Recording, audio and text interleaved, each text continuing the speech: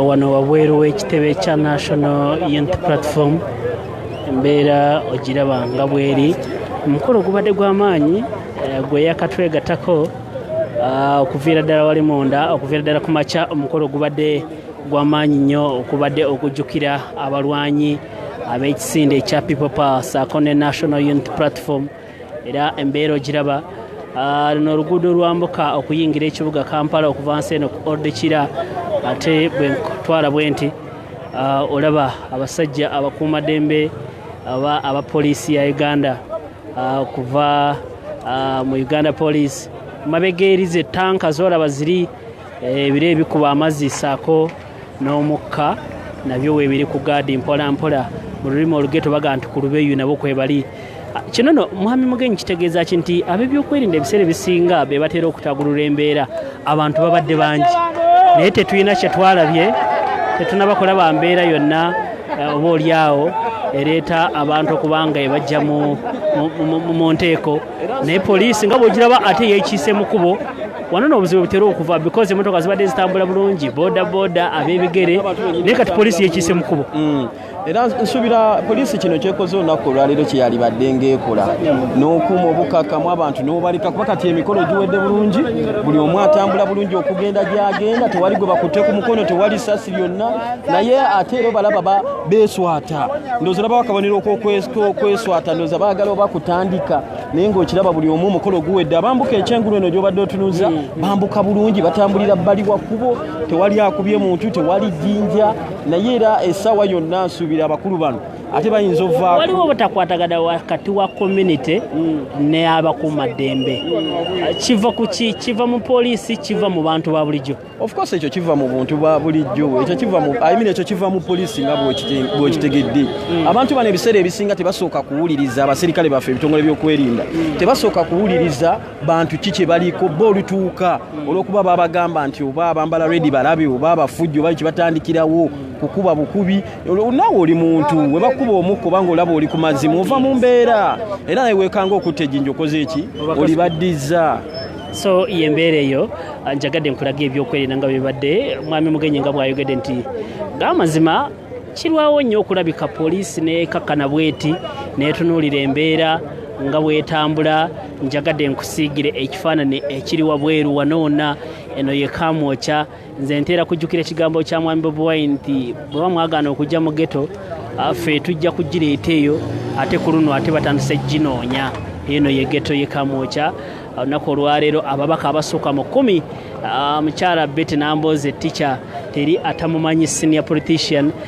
mwami Kasibante Moses Alan musajja wa bwino abasajja ngaba Mathias Mpuga Segona akali amagwa balala babadde bangi nnyo saakuba malayo ababaka Seungu abadde wano okuva wali mu bitundu ebya saidi za wali ekalungu Muhammadi Muwanga okuva mu Butambala mukyala Veronica mukyala Florence Namayanja okuva Masaka Mandangi saakubimalayo ate ng'akolesa obuyinza bwe Robert Kyagulanyi Ssentamu gwe yakatwegatako era still alonze abakulembeze abamyuka the national deputy presidents okuva mu regions 5 okuva mu regions 4 era nga wano mu Buganda abawadde omwami bamuyita Honorable Mathias Mpuga ow'e Masaka ate wali mu bitundu ebya Northern Uganda b'omukyala muyita Zedriga Mama Arena abangi gye basinga okumanya ate mu bitundu ebyankole omukyala muyita Kyomugisha ate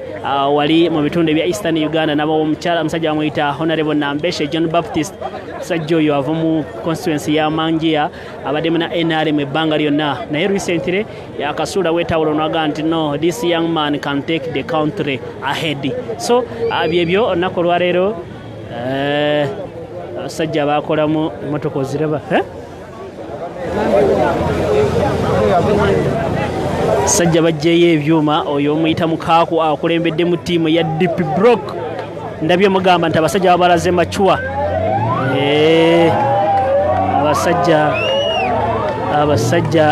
abasajja beegasse ku kisinde Alan Sewanyana yazze ne Costa namba y'abalonzi yazze ne Costa namba yazze Alan Sewanyana Costa yeyiye yitawo mpola mpola Alan Sewanyana tubabemberedde ebbaliwe kubo okwerabira ku bantu baabwe abazze oba abantu abasazeewo olunaku lwali okwegatta ku NUP era be babamu ku boolengera ababemberedde ebweru w'ekkubo naye kyenjagala okutegeeza nti poliisi ekyakuumya empiso okuva ku makya terina gwe yaagaanye okujjako okusalako emmotoka ezabadde ziyita wano so naye nga bw'oba ozze ng'ojja wano ku mukolo babadde bakukkiriza n'ojja empisa b'abasirikale bakyakola ki bakyagenda mu maaso n'okuzikuuma neera nga bw'olengera abantu bavaawo kinnoomu batambula mpolampola mu muserere egende nga bw'ogulaba okulaba ng'ate bava mu kifo kino. Bwe mbuuza ekibuuzo kino mugenyi si bamusobya gavumenti ya Uganda ng'ekulemberwa munnamagye General Yoweri Kaguta Museveni abeggakawo yavaayo ne tutegeeza nti waliwo ekirwadde ekya COVID-19 era neeyisa n'amateeka agaasookera ddala okumenyebwa minisita w'ebyobulamu ggwanga lyaffe Uganda oluvannyuma lw'okumenya amateeka ago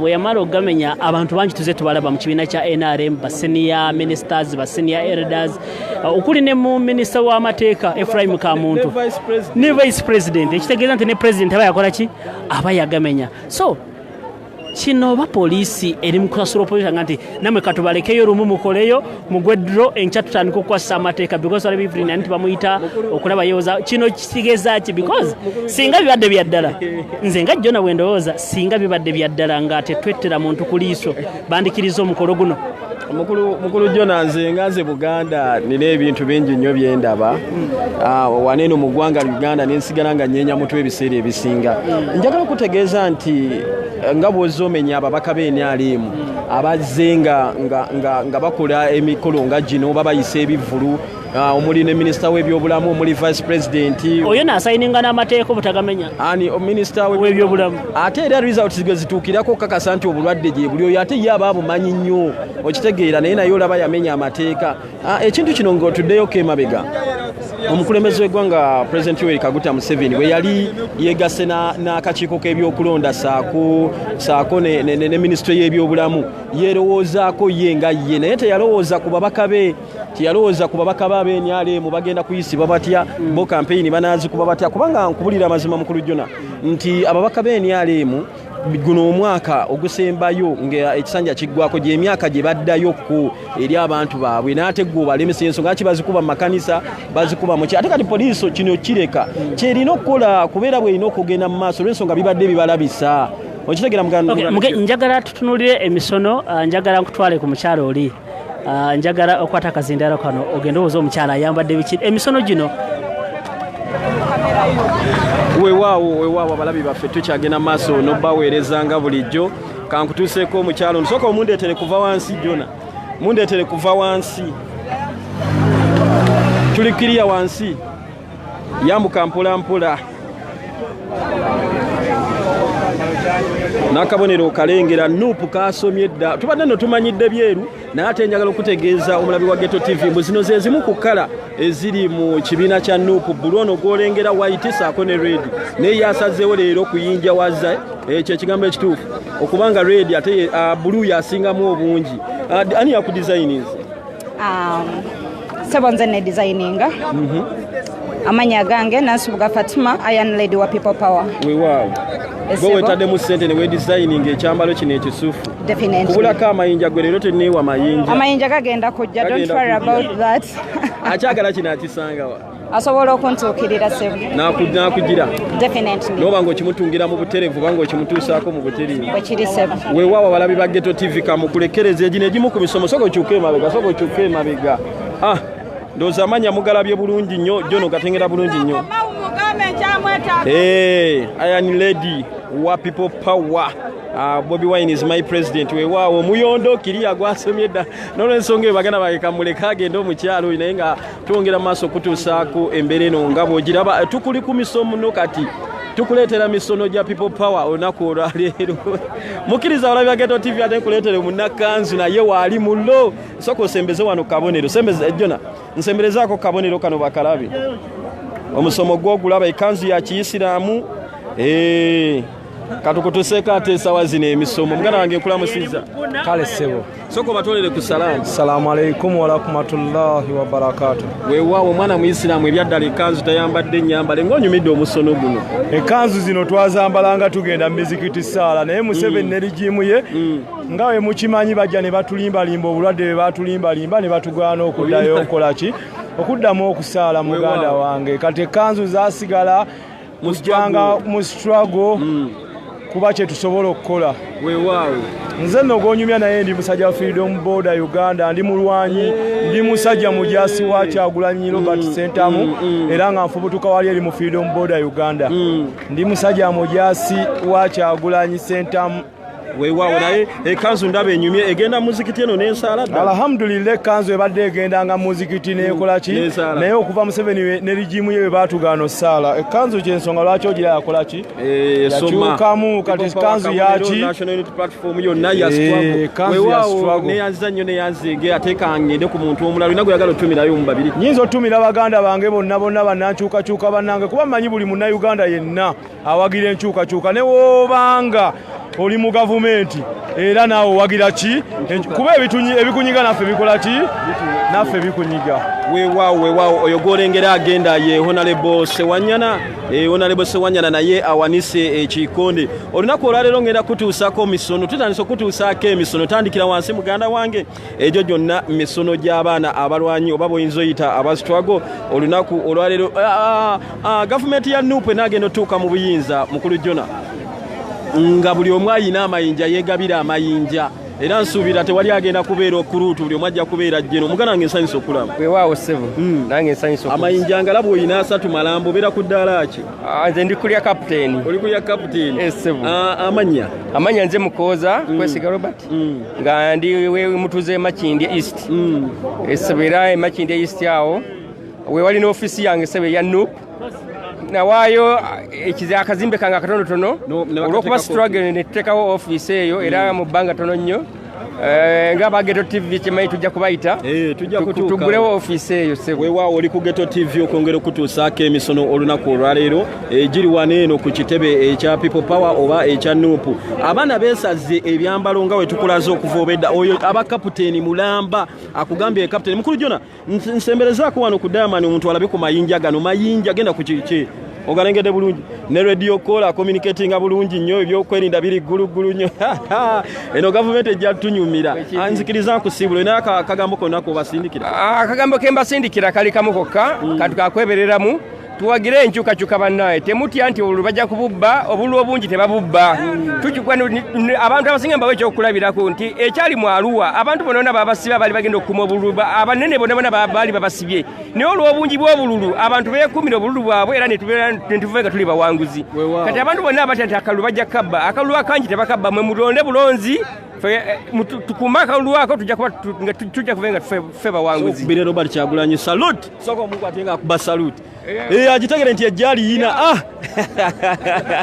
eno gavumenti ejja tunyumira nkuleetera bajjeno nkuleetera bakapiteeni nkuleetera buli omugwe omulabi wa Ghetto TV ali eyo ate nkutuusizaako omwana mulenzi tukuleetera misono egibadde wano olunaku olwaleero jjukira tubadde okujjukira emyoyo gy'abagenzi abo bonna abafiiridde mu struggle saako ne bammemba okuva mu DP Block B bwekiri beegasse nabo olunaku olwaleero muganda wange nkulamusizaako nange nsanyusa okulaba amanya gange nzaaluna muwonge mwebale kutambula naffe era empisa ndowooza mugirabye amagye gaffe tegaliimu nsasagge gakuuma ddembe obula tegakozesa maanyi ebyokwerinda tubitabye obedda mu bikwasaganya bulungi owuliddemu abaddemu agamba mbu ate bankubye biki tukwata omuntu nga bwalina okukwatibwa kubanga twagala kujja ensi gye yali yalaga tugizza ate gye yali yava bantu bangi bamisinga ensi Uganda eyanyumanga Uganda yabangamu essanyu kati nze emyaka gye ndiko okuba nga nze IGP nange ekitiwa abagobereza bange okubanga basanyuka ne baga omuntu ali ku bwa IGP owa NUP kiraga nti tulina omusingi ogw'omugundu ffenna tuli bavubuka pulezidenti muvubuka bakanondoza abalabye edda ba brigade yabutereevu kati nze IGP wa Kampala wa Uganda yonna bwembanga nange abaana ndozaayo bandaba buli omu saluti obwedda azimpa kwegamba tuli mu nsi eyeyagaza era abakulu bakyajja bangi bakano ba assistant IGP ba commander in chief ba field marshal abantu bade balabangana ku ba field marshal naye bano tobalina kale weunye IGP ndine IGP wa government ya Nopu ngetuse mu buyinza nkugambye ekiri wano government yene nagenda okutuuka mu buyinza nga buli omwe amaze okwegabira ebifo ebinene n'olwensonga kati oli abaddeke amayinja gabadde ga silver agagonga te ngalaba ga gold IGP mulamba weewaawo ekyambalo kino omuntu akyagadde ayinza kituuka oba kikolerera okuleka ng'okikoleredde gavumenti eyaffe ate yakwesiima era bwe balaba waliwo nga nsingako nga baŋŋamba ndowooza tetwagala kulemera mu bintu tegeera bwe ndaba nga mubutuufu azze ansingako nange nzira buzzi bbali simuvuganya nako kubanga twagala kutwala nsi yaffe mu maaso weewaawo nzikiriza nkusiibule nkuleetera design olunaku olwaleero nkuleetera design bila saluti eyo saluti oyo IGP mulamba mu gavumenti ya Nopu amanya n'ebitiibwa tuddire mu buto IGP wa Nopu weewaawo nzikiriza nkusiibule sikiriza nkusiibule kanveeko wano katono oyo gwe nkuleetedde nkutegeeza nti olunaku olwaleero tukuleetera design tukuleetera design ez'enjawulo buli omu ajja tubuulira ebitiibwa byaliko saako n'amanya mwana mulezi sooka okubira saluti agwo state house ono mumutegera abasinga obungi ye Bobi yange kulamusiza muganda wange oyina mayinja ki obalanka ki gy'oliko mu gavumenti ya Nopu nze nno sikyayogera byeyogerera byenkoze abaana babiraba ne bagamba yegwe gundi nze saagala kwewaana nnyo naye njagala abaana tukole njagala abaana abakozi waliwo abeetimba ebyambalo naye nga tebakola so naye nga ranks zo tukyalina nnyingi era abaana kubanga abaana balwanyi mwana nga bw'obalabye buli omu mugundi ye ab'embaale abaawa era twatuuka embaale ne tugamba banange byaffe katusooke tubijja nga waliyo bajja neeri gavumenti ya Nopu egenda kunyuma njagala okutegeeza nti uniform ya Bobi yange eno ejjudde amayinja ga silver saako n'aga gold era bw'ogenda ku nkofiira eriko akabonero weewaawo ogenda ku ngatto kyekyo ekyambalo kino kikumalako nga sente meka nze saakigula bambi sigenda kulimba bakindeeterawo ne bakingabira sigenda kumanya kya sente meka kikulu nze nkyambadde ate teri asobola kunkwatako weewaawo okkiriza ate nkuleetera omulwanyi omulala nakugambye ekiri wano sooka okubira gavumenti eno saluti ezo eggwanga saluti ndoza mugira basaluti yeyo etuukiridde nga bweyina okubeera omukulu ono mumulaba okuviira ddala wansi agenda tubulira amanya ge ate ne ranka gy'aliko mugana wange amanya abampuliriza abalungi nze ndi mulongo kato Abbas gandiwe Masaka weewaawo essebo muto mulongo ekyambalo kino nga kikunyumidde bulala kitiba kya Mukama mayinja kigooliko alanka kigy'oliko yasinze ndi ya Jeno oli ku Jeno weewaawo omukulu ono mulongo ali ku ddala lya Jeno saluti mugirabye nzikiriza nkusiibule olina akagambo kona koyinza okuwuliriza abantu akagambo weekali bingi nnyo so olw'okufunda okufunza obudde nkuutya abavubuka bannange mwenna mujje twenyigire mu kintu kino kitaasa eggwanga lyaffe nga ffe abavubuka abato okutubeezaawo obulungi ne tuva mu mbeera ey'ekibbi ey'emabega ey'okunyigirizibwa byebesebo nkutuusaako misono essaawa eno era nze bano boliko bonna bajje no nja kusooka bakkiriza asooke bakube saluti okakasenti ddala wooli weewo awo bookokinga nze ndi DPC Kampala district ono ye DPC wa Kampala district mu Nopu naye nga nkolanga chairman LC1 mu Abbas zone eriwaffe Makindye amba manyi chairman mulamba sebo abe Makindye bagamba ki abe Makindye bansindise mbere DPC waabwe ate nga obyeko simbawo bibiteke ebbali twagala nkyuka buli wakulaba ng'otaddemu ekyambalo kino kirowoozo kye kibagira mu bwongo bwabwe mwasalawo kubanga no bo poliisi bwe twanga twambadde betti era byaddadda nga twesibye bomu ezigenda okutta Museveni zimugyeko obukulembeze weewaawo mwenzikiriza ensibule kyeyamaani ono nateera akasembayo keŋŋamba bannayuganda nti mugume ekirungi tuli musindika omuti olwedde ogwalumadde enkuyege zentegeza zalumadde emikono katono nnyo olwofuna lw'obudde tukubire saluti amanya go tubuulire jeno yasalawo amanya mpita Sky Soja wa Bobi lanka gye ndiko nze akulira amakomera mu gavumenti ya Nopu kubanga lwaki nkulira amakomera nagenza kubanga nze baali bansibyeko nagenza okulanga ebiri eri ate bizibu ne ŋŋamba mu gavumenti eno ya NUP nze agenda okukulira amakomera oyo byabasajja aliko mukadde nnyo kati akulira amakomera nga ndi yanga kati ku myaka gino gye ndiko 18 nga nza akulira amakomera abasibe baneeyagala abasibe bajja kweyagala wadde ng'oli musibe naye nga weeyagala oyo yakulira amakomera ate ono yekayeka tugende saluti tuyitema tukumazi tetunamumaliriza amanya n'eddoboozi nze amanya geeyogeza bampita engo ya firebase oli kulanka kimukani nze nno nze mwogezi w'amagye waabo bonna boolaba nanga byayogera tabitegeera kati twafunye ababitegeera twafunye abategeera obulumi eri bannayuganda nga basibiddwa bagenda ne bakuba abaana enanga n'owulira nga avulungutana kati twaleese omuntu ayogerera weewaawo okkiriza nkusibulira obufunda lw'obudde tugendeko ku gentleman omu yekka tunaleeta bajjeno bokka tuleteko gentleman naye anyumye bambi ka uniform kaalimu ka white ne red abadde abulako blue kala zonna azimale muganda wange amanya agange kale gwasinga otutegeera nze Roberto Pro DJ nze nga akuze Kyagulanyi ku kyalo kino kutukulidde weewaawo nga tukyakuba buloke olaba ekizimba twakubanga buloka nzikiriza kusibula olw'obufunda bw'obudde tujja kwongera twogere olunaku olulala baganda bange munzikirize ate era tuddeko munda wano tulabe embeera nga bweri munda tukutuuzizzaako dizayini ez'enjawulo naye ng'oluguudo lukyali bize poliisi zonna ziweddeyo webali tebanakola fujjo lyonna bakyakuumye obuntu bulamu tebanabaako omuntu yenna gwe batuusaako bulabe katukuzeeko munda katono ate tukulage naki ekiri munda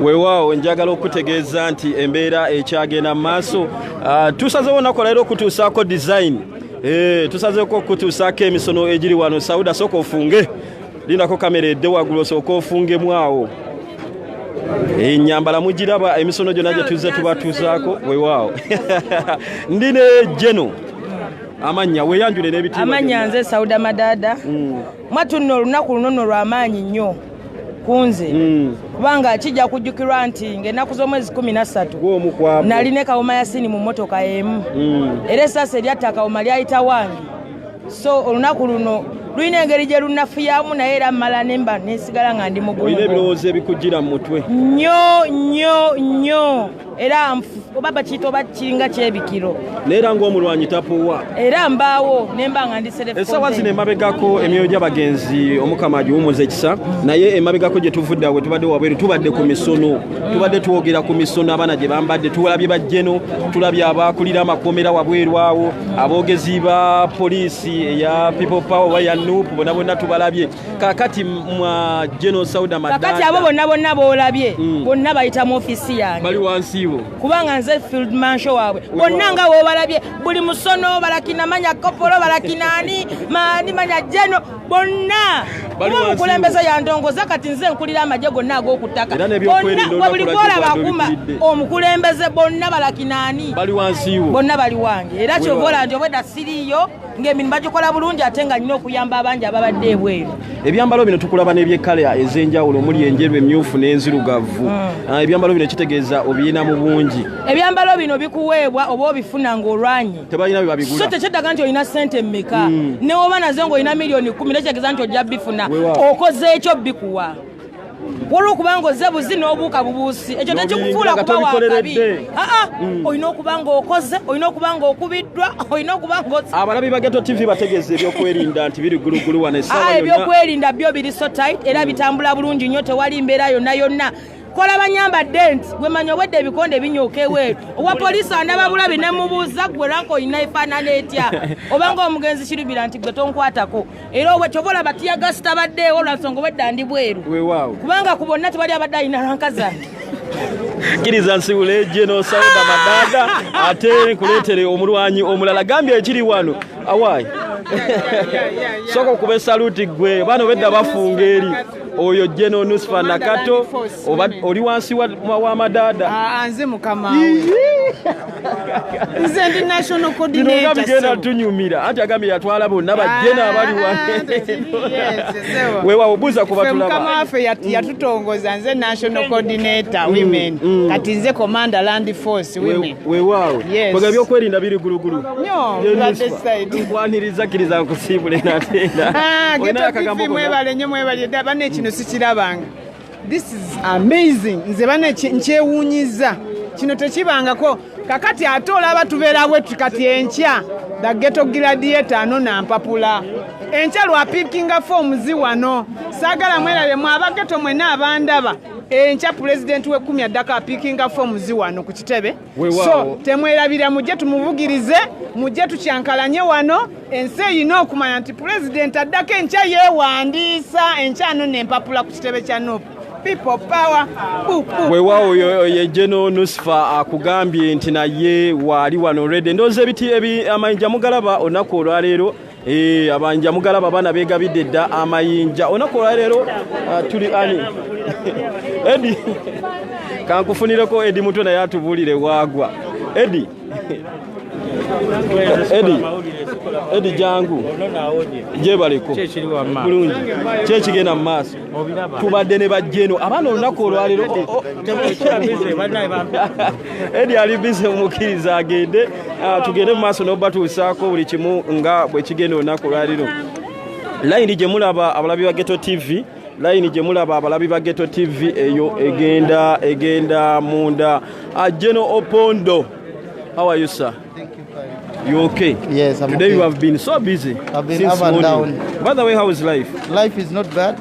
I'm very happy because I see the new government is already here. It's not even coming. By the way, Opondo, have you bothered to check on your brother? I went because he's in a Castle Hospital. I went and checked on him, but when I met him at the reception with the other honorable, I think Rakana Rugunda, and then they chased me away. He said, He said I'm his blood brother, and I wrote about him that he supports Museveni, he supports, he's a spokesperson, and they've dumped him in the hospital where there's no medication, proper medication on him. That's the reason that what I spoke is not right. For then, he does not want to see me since I wished him to die. He claimed I wished him to die. It's you who wish him to die? Yeah, that so is it's me like he's chasing you away? Yeah, he chased me away. He did not want me in his hospital bill. But I hear that he has been removed from the hospital discharged. Okay, we wish him the best. Anyway, again, he also sent some family members, the brothers and sisters, with some army people. They grabbed me here and they beat me up. I was beaten by him. By him? No, he sent the people who beat me up. Other cousin brothers and sisters came and found me in the street. They asked me why am I writing stupid thing about Opondo. Before I answered them, they tore my shirt, slapped me up, and so on. But I didn't fight them back because they are my big sisters. But up to now, you are still strong. I'm very strong. And you are still opposing them. I oppose them very bad. You can see the new Uganda is here. Okay, His thank you. Excellency Chagulanyi is our president. Thank you He's so not much. even the coming president. But he's the president. He's the president already. Thank you so much. For those of you who have not agreed with Chagulanyi that he's the president, for me, I've said he's the president. I'm commander of People Power in the Bukedi region. Bukedi region is full of 7 districts from Busia up to where Mbale is. That is where oyo no muganda wo Fono Opondo naye ye yasalawo gaana omugoberera biki byayinza otambula naye.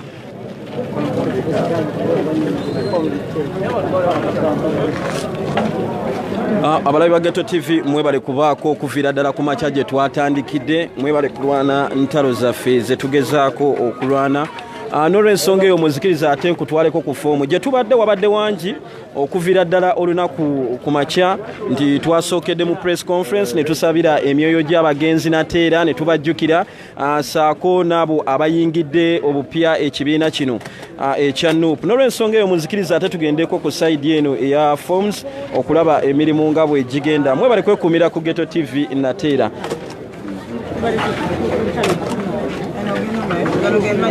Weewaawo katono nnyo nsobola okwogerako n'abakulu bano aba receiving forms, interesting forms ez'okwesimbawo mu bifo ebyenjawulo saako n'abo abazikomyawo.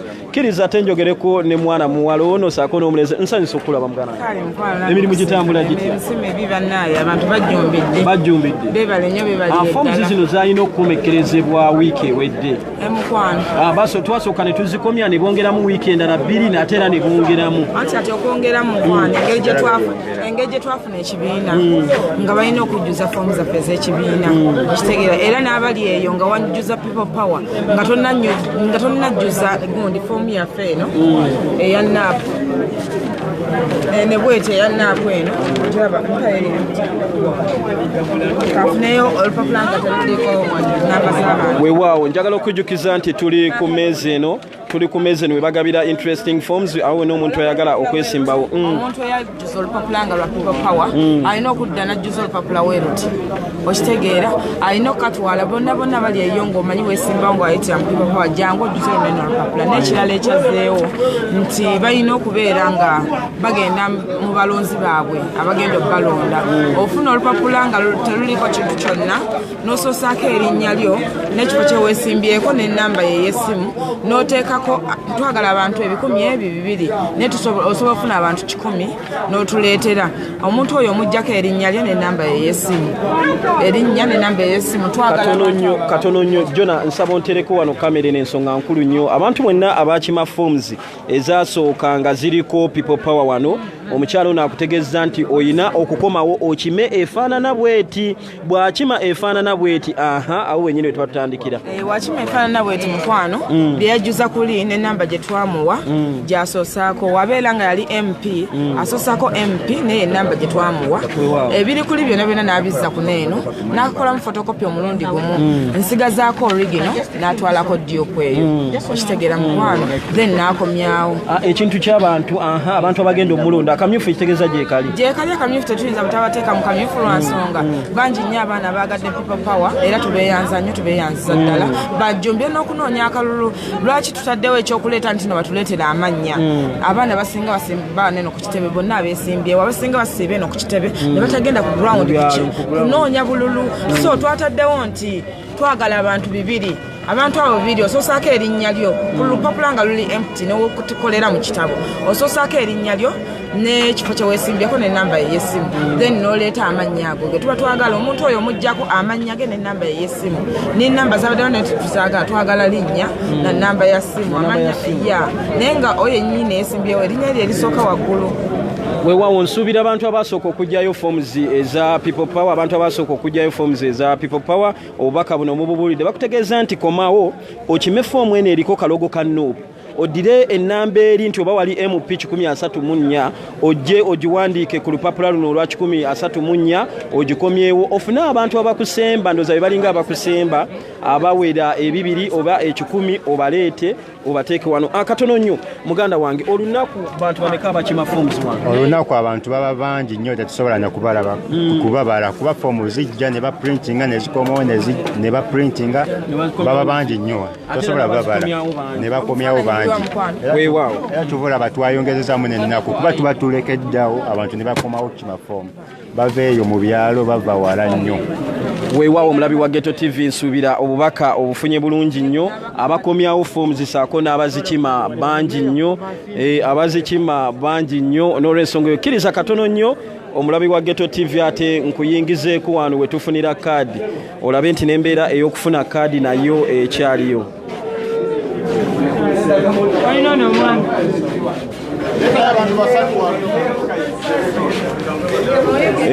embeera gy'olengera wano yenemeeza ate gye bafunirako kaadi nga bw'ogiraba membership cards muganda wange ali eyo ng'omukyalo oli waatunyonnyodde nti weetaaga okubeera ne membership card okusobola okulonda omuntu oyo anaakukiikirira ku fulaga oba n'akwata fulaga yo mu kifo kyonna kyagenda okwesimbawo embeera nga woogiraba ya misubba olunaku olwaleero bagigasse saako okujjukira emyoyo gy'abagenzi betuyise bahiro olunaku olwaleero mu people power awo bonna abatugendako mu struggle n'olw'ensonga eyo gwali eyo nga tonafuna membership card yo munnange omukisa gw'okulonda omuntu anaakukiikirira oba n'akwata fulaga eyanu guyinza okuyitako layini mpanvu nnyo nga bw'ogiraba emmeeza zonna ziri bize sayidi zonna emmeeza zonna ziri bize layini ogirabye okuva ku makya tenneesalako bagenda mu maaso n'okufuna kaadi zaabwe zino gwali eyo nga tonafuna kaadi muganda wange gwe ali eyo nga tonafuna kaadi muganda wange nkusaba ojje ofune kaadi ezo weefunire membership card yo weefunire membership card yo olabe munaye ng'ogenda ate olabe nga olonda.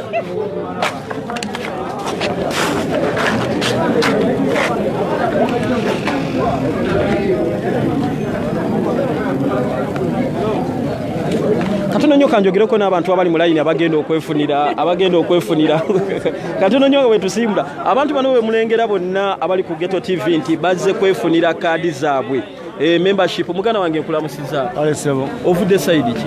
Mvudde Ganda amanya zeri kwaga budu ogambye nina okwefunira kaadi sinza kinkwala nalwawo nadda nalwofuna kaadi kuba mpulire nyina enkalamata okujjako Museveni ndabo naatera otuuse ku layini. Mugana wange nkulamusiza nange bwetyo sebo watuusedde okwefunira ku kaadi? Natuusedde era ndi ku layini wano. Weewaawo ova side ki? Nze nva Nakaseke. Abantu b'e Nakaseke bakoowoole. Abantu b'e Nakaseke bakimanyi bulungi kuba ndi coordinator waabwe era sawa yonna oluveeno ngenda batuusaako amawulire agabadde ku kitebe. Weewaawo katono nnyo mu speedi yagirigiri nyo ovudde side ki Mugana nga amanya? Nze amanya gange Kawoya Julius. Nva ku mwenda bulaga naye ng'obusungu obundeese wano bwe busungu okunyigirizibwa okungi kwendimu n'embeera yonna nkoye muganda wange ne maama wange gy'oli oba ogirengera maama weebereremu. Weewaawo oyo obaka busindikidde maama amanya ne gy'ovudde? Nze nawera Brenda bangamba Olunyankole Ndigashema district omugombora ya Bugonji ninkunda mnongo mubanda kwihandu mutoni mukunda mnonga ninkohora abantu bashema mwena imuri abana bato abakikuru abagurusi bambi mwebereremu murondo mubanda buli kimwe kiterere. Weewaawo mutegedde abantu beeyo namwe babayise mu lulimi olwo amanya? Nze amayina gange bande tagimudigize nva Busoga. Kobakoba Olusoga twende. Nze nva na Mwendwa ndika Kasabe na Mwendwa mwena people power na chi na lo. Aya abantu b'e Busoga bakobe badde bakimekaadi wano.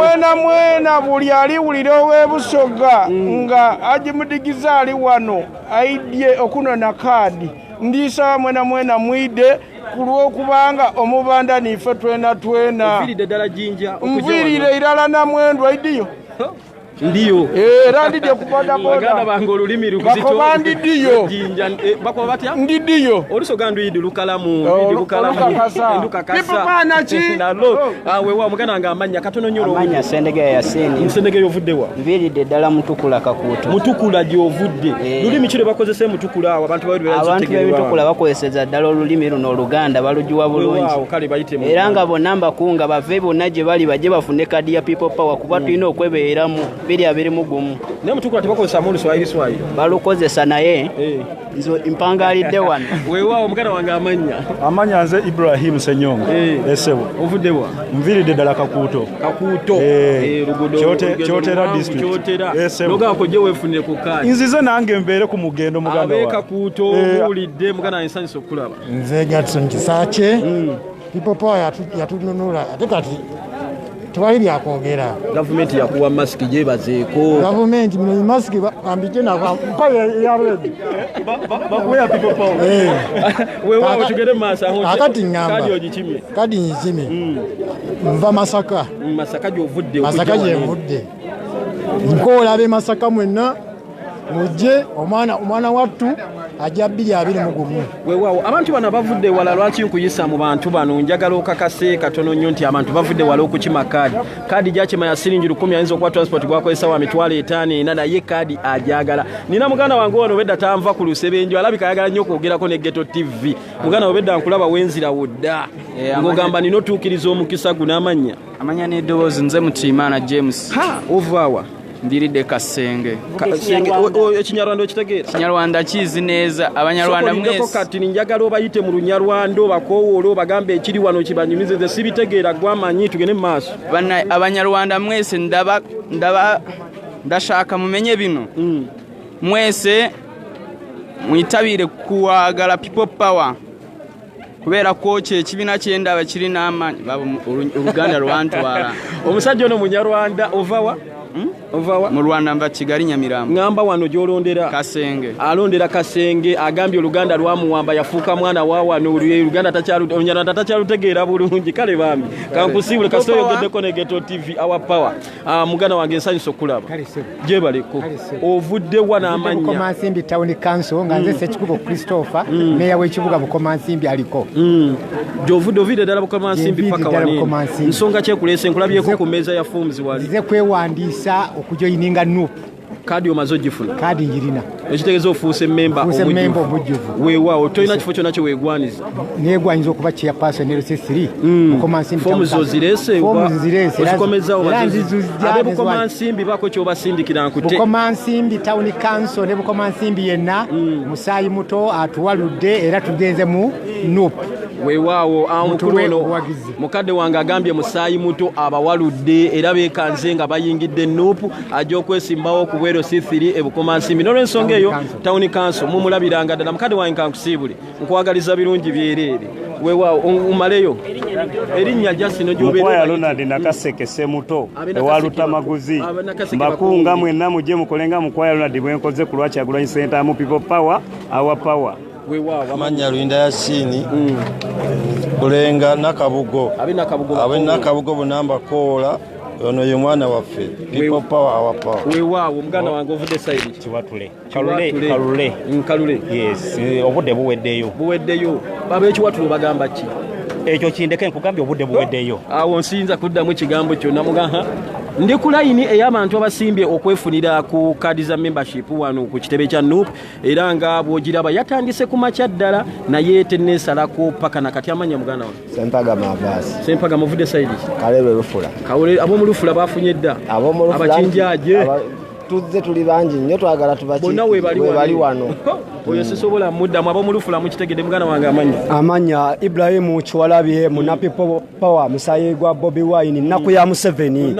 gonna mannya gange nze nvodde mu Lubaga South nze bino binnyumira ddamu amanya Ibrahimu Kiwalabye ssanyu lya Bobi Wine Musaayi gwa Bobi Wine nnaku ya Museveni tukoye Museveni tukukoye Museveni naye Museveni otwagaza ki tukoye tuviire nina emyaka 24 koyina wakalukulembere gwange emyaka 35 lwaki totuleka tuna ku bulembeze obw'eddembe twagala tukujjeko mu mirembo dewuwo negwe lwaki olemedde bwe bibe nabo byamaanyi tugenda kunona muzeeyi awali amaziga n'obusungu sitera kulwawo nnyo amanya muganda wange amanya gange ze Bentezi Sebagala Bentezi ovuddewa nva Bwayise Kawempe Mbogo kadi bazifunye bati banazifuna kadi abamu bafunye batana bakufuna kiboolina aba batannafuna obubaka bwenyina bannayuganda mwena naddala be Kawempe ne Bwayise mujje mufune kadi mu kibiina kyaffe ekipya kino ekya NUP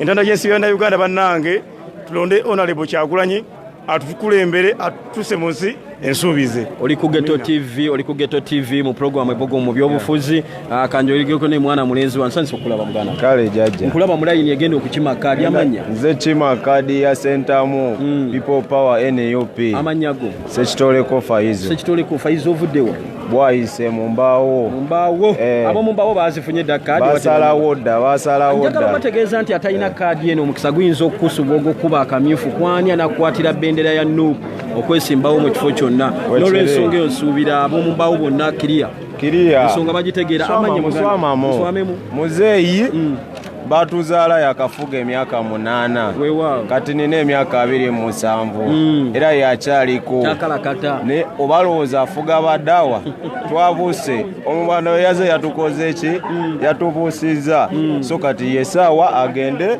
fetwagala agende emirembe si byantalo naye bw'anaasalawo nti byantalo twasalawo tujja kufa olwa Centamu amanya gange bampita Musitwa Abubeka nvudde Nsambya Kevin mu tempo era ntumira abaana b'omu tempo bonna mweyongera okukunga abantu nti ensolo ku kizigo kweri People Power weewaawo amanya muganda wange amanya n'eddoboozi Senjala Mahamudu Mpiima nga nvudde Kyaddondo era nga ndiwenda butaka eggayaaza weewaawo abo bafunye kadi abasinga tebannafuna lwa nsonga nti mukama waffe akyalino emusumbu abinyi naye nga tumusaba ajjeyo akyaleyoko mu butongole tumusaba ajjeyo mu butongole nabutaka ajje abaana bangi abamwetaaga omulabako kale nze kyendegeeza omubanda saagala ati kuba ntambuza ebigere okubeera akayi mpaka wano mpaka wano ng'olukumi lwo olwa kaadi lukuli ku kiddo saagala mubanda atye akalulu akayina abeera akayi mbatumidde mwena bakiikiridde okuvaayo ntambuza bigere mpaka mu kibuga wano saagala mubanda atye akalulu akayinawo naye kyeŋŋamba abavubuka beebereremu olw'abantu obungi abalabi baffe aba Ghetto TV abavubuka beebereremu mutonotono buli omu asobole okwogerako ate era tusibule kubanga obudde bwawedde muganda wange amanya bulime Robert kuva mukono nze kyeŋŋamba omubanda abeemugumu tuli naye mu buli ngeri yonna baziina era tukyabakunga akkiriza omukulu ono nsanyusa okulaba ovudde wa muganda wange nvudde Salama Road Munyonyi Salama Road naye olondera miti ya nanti kulabye n'engeri era ndi ttimu zaake oli ttimu zaake ate ndi ttimu Kyagulanyi kadi ogifunye kadi gye njagala okufuna ab'emunyonyo baafunye oba we bali ab'emunyonyo nabo mbakunga bajje bafune ne be tuli nabo waliwo abazonnona era nga nze walakira Frank akkiriza nkusiibule muganda wange amanya amanya Saadi Kaliba kansala tubi Bukoto wano sula Bukoto wano wenyini okuliraane w'omubanda kadi wafunye kadi tuzirina mu bungi twazifunye n'abatuuze mu mulimira tubakubiriza bajje bazifune era tuzibafunira ffe ng'abakulembeze weewaawo muganda wange ali eyo omulungi njagala okutegeeza nti obudde obudde bwo butuweddeko naye nga abali eyo wali badde okima kaadi okulaba nga weefunira omukisa guno okulonda omuntu ogw'oyagala mu kamyufu kkiriza muganda wange ali eyo muganda wange omulungi oli ku Ghetto TV kkiriza ali eyo ate era nkutwale ewa muganda wange Ashraf abenga amaliriza ensonga zino. Yes, please. Our dear viewers, we are so glad that you've been with us all along, right from the beginning of this event. It has been an auspicious event. We are really so glad that you've been following us in huge numbers. And here at Ghetto TV, we always say, fair to rina work, which means good and great work always begins here. I'm here with one of the Hajats that have decided to be part of this revolution, part of the revolution that intends to change the entire Uganda, that intends to change the system of governance in Uganda. Before I go very further, your name is Madam? I'm Hadija Nakazi Kasuja from Lubaga South, the next woman councillor LT5, Natete Ndeba Busega. What brings you into politics, such a young woman like you? Yeah, we need to change our country. You see, people have been here for so long, but we've not seen change. We need change, and that's why you've seen many people coming. We didn't expect the Honorable Nambozes, Honorable Mwanga Chipombi to leave DP, but they are here for a common cause. Okay, before, what were you doing before you decided to join politics, or before you decided to be part of NUP and People Power? Hey, I'm from DP. I was a DP member and joined NUP today with a DP blog. Yes. Have you ever been in any position of leadership before? Yes, currently. No, I was from Makerere University. I was a leader in the Guildy Council in the 81st Guild.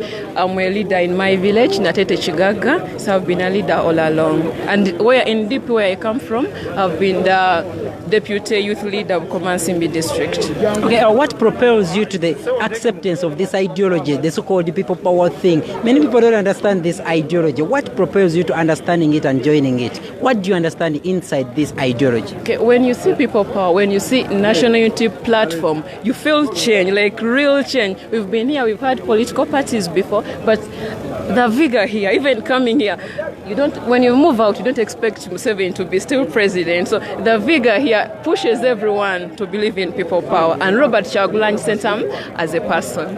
Okay, yeah, we're going to be coming back with this lady, but that is Honorable Robert Kyagulanyi Ssentamu, as you see him. Yeah, he is saying bye-bye to the people and he's leaving this place as we continue to wind up with our interview. Yes, madam, we are seeing all this excitement with the leader, Robert Kyagulanyi Ssentamu, the president of the National Unity Platform. What are some of the principles that you admire on this young man? Honorable Kyagulanyi Ssentamu, first of all, he's so flexible. You see, people call him a gangster. Actually, when headlines write about him, they say pop star turned the politician. Like, something is different with him. He has changed so fast. He joined politics in 2017, but it is so you can't imagine that everyone is joining him. People believe in him. People who have been in politics for so long believe in someone who has been in politics for just the recent 4 years. Now, do you think someone can just jump from music to politics, and do you think people can really have that vigor that this gentleman can lead them to the promised land like they all expect? No, actually, Bobby Wine is a Honorable Kyagulanyi Ssentamu is a different person. You see, the Christians say, Mulinya lya patiri, neryo mwana, neryo mwoyo mutukuvu. We are about to say Mulinya lya Kyagulanyi, neryo Bobby Wine, neryo Ssentamu. Something is different with Bobby Wine. You can't imagine. He joined politics recently, but his songs and as an artist were so advocating for human rights, for change, yearning for change. You could hear his speech. Okay. Yeah. What message do you have for the people of Rubaga? They are all watching and they expect something. What do you have for them? What do you have in the cupboard for them? What plans do you have for these people as their next leader? Okay. The people of Lubaga South A, Natete, Busega, Ndeba, Lubaga should expect change leadership from a young, vibrant woman, Hadija Nakazi Kasuja. For long, we come from ghetto. Natete is ghetto. Ndeba Kubutala is ghetto. Lubaga Nalukolongo. Wakaliga A, Wakaliga B. That is ghetto. We've not been catered for. We have, can I say Miala? We have trenches, jump trenches. Like when I'm going home, I jump a trench. But we have leaders. Nothing has been done. We can't keep crying because we can we can change leadership. We have elections to change leadership. So we can change such that we can advocate for better lives. Thank you very much. We're so glad, Hadija, and we expect that you will go to victory as usual. Yes. Okay.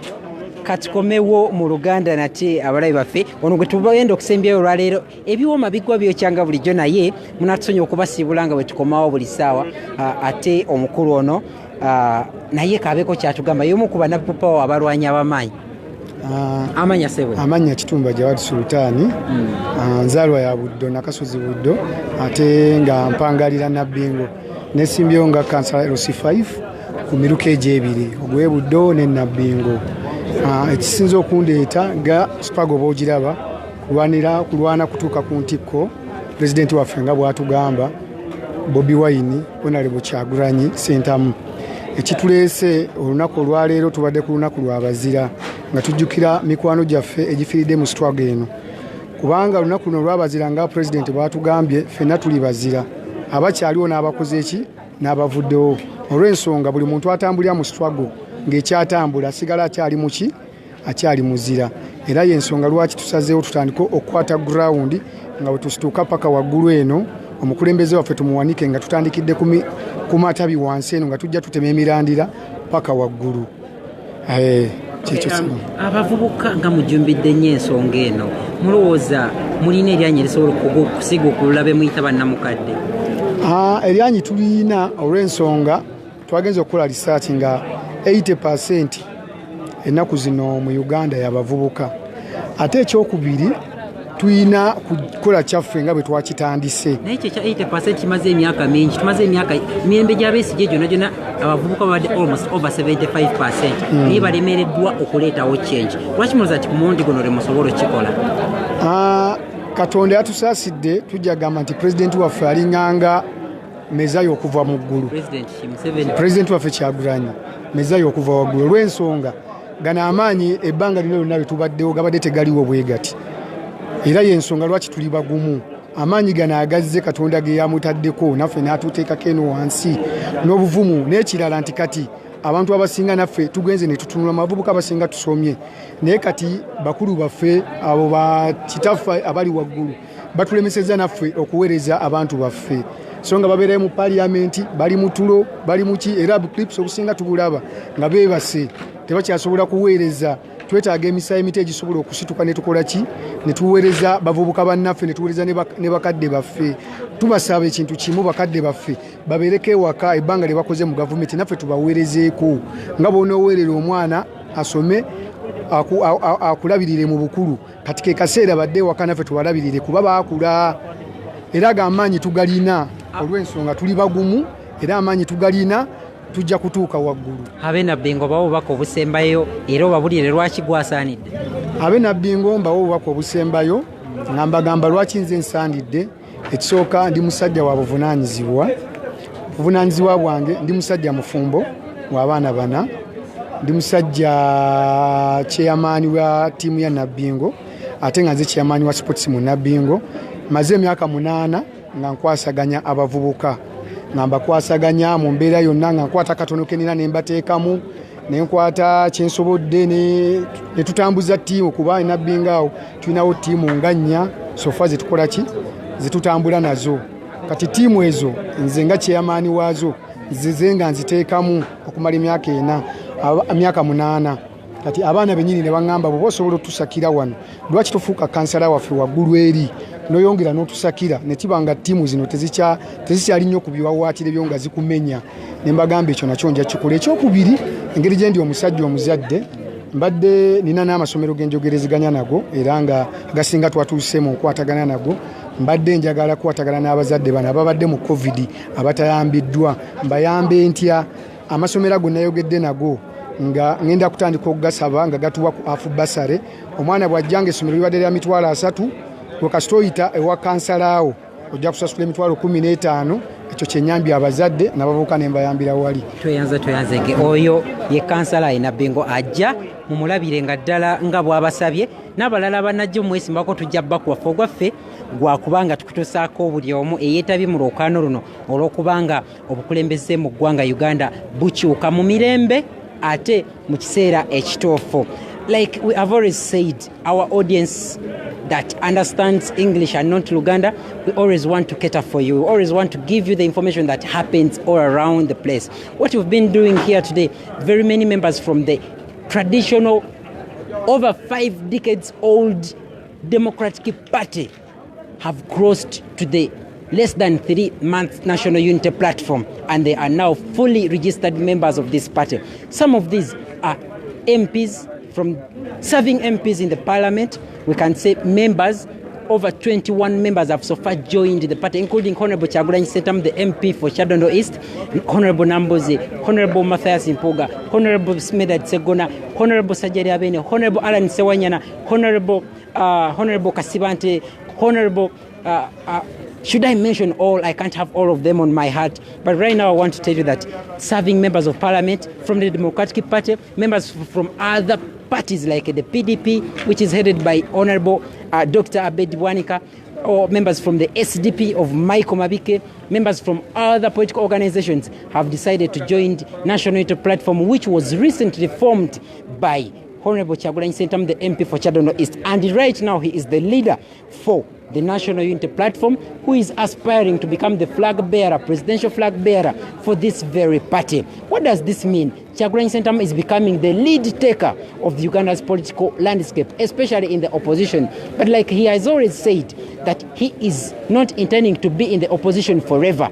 He says he wants to become the biggest opposition leader before 2021, and after 2021 he wants to become the president of Uganda, who will change everything from the way it is now to the better and for the betterment of all Ugandans. Can this be lived as a dream to come true? We all wait to see. We're here to serve you as Ghetto TV. Today it was a very, very beautiful and fantasizing day here at the People Power Secretariat at Kamosha, and we promise that every event shall be always broadcasted to you, our viewers, on Ghetto TV, because it's one of the online televisions that was founded on the ground and basis of supporting and promoting the human rights struggle and the struggle to change